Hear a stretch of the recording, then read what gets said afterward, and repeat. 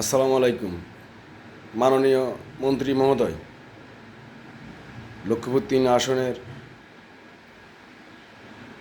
মাননীয় সংসদ সদস্য জনাব শহীদুদ্দিন চৌধুরী আনি ভাই, আপনার কাছে লক্ষ্মীপুর জনগণের,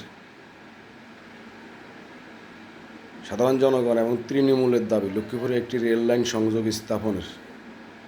সেক্ষেত্রে লক্ষ্মীপুর, নোয়াখালী, চাঁদপুর হয়ে যদি লক্ষ্মীপুর একটি রেল লাইন সংযোগ স্থাপন করা হয় লক্ষ্মীপুর হয়ে, তাহলে উভয় দিকে সাধারণ জনগণের, লক্ষ্মীপুরের 18 লক্ষ 20 লক্ষ জনগণের যাতায়াতের অনেক সুবিধা হবে।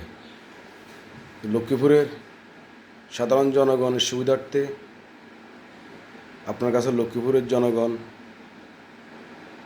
দাবি জানাচ্ছে লক্ষ্মীপুরে একটি রেল লাইন সংযোগ স্থাপন,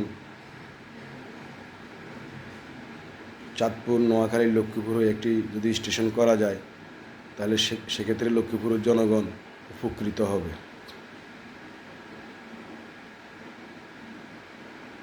প্রিয় আনি ভাই, আপনার কাছে অনুরোধ রইল যেন রেল লাইন সংযোগটি অতি দ্রুত ব্যবস্থা গ্রহণ করবেন। আসসালামু আলাইকুম।